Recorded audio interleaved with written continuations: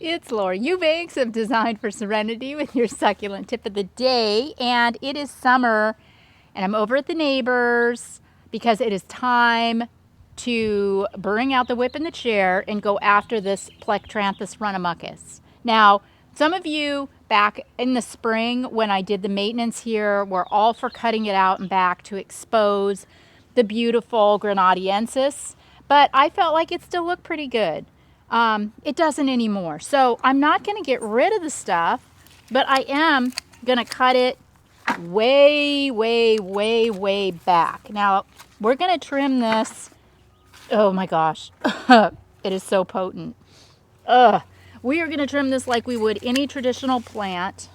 You know, I'm just trying to get the bulk of it. Then once I've got the majority of it out, I can step back and see how it's impacting the other succulents and make, you know, finish, clean up, tidy kind of cuts to it. But for now, So just tear it. yeah, I'm not, it smells so bad. It's so strong that I don't even want to take the time to use my clippers. So if this, What's it smell like? it's like stinkweed. It's like marijuana. It smells like a little bit like gasoline. And there's a little gasoline undertones for sure. Now, this plant will make a comeback because I am not going to disrupt the root system. I'm just taking all the top part off that is clearly past its prime so that I can expose the beautiful aloes and whatever else is happening. Sedums that are reaching. Yeah, the sedums. I mean, I don't even know what we have in here. It's been so long.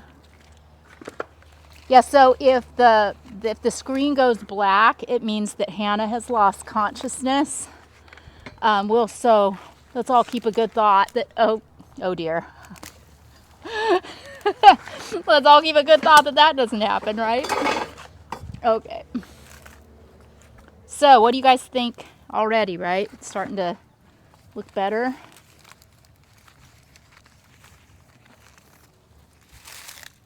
So this tree over here that belongs to the association isn't helping matters much either. Lots of detritus. The guys from the association that mow the stupid strips of lawn bring their blowers through and blow all the leaves and grass into our gardens. It's just loads of fun. So we kind of take care of that too. But in doing this, you know, in getting eye level with your plants in this way, it's a really good opportunity for you to discover what's going on and to nip in the bud any mealies, nip in the bud. If you see mealy or ants that are vectoring other insects around, or, you know, just to give everything a really good visual. Goodness, this feels so good. You have no idea how gratifying this is. Okay, so I found the taproot, and like I said, I didn't want to pull it out by the roots because it really is a pretty plant in the spring. So what I'm going to do is grab my clippers and I'm just going to cut it off, that taproot all the way back so that the root system is left intact and it will make a comeback next spring.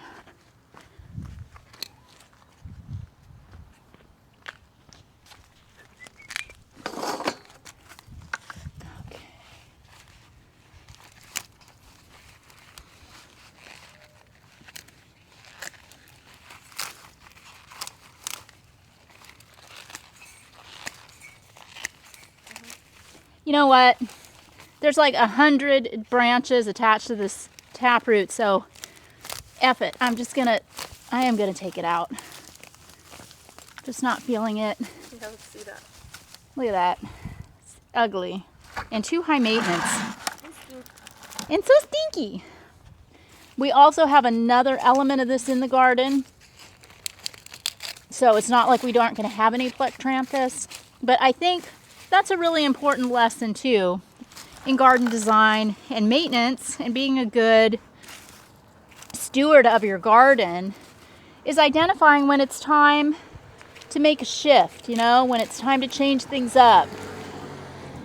And So what I'm going to do now that I've taken that out and exposed some real estate is I'm going to clean up this grenadiensis.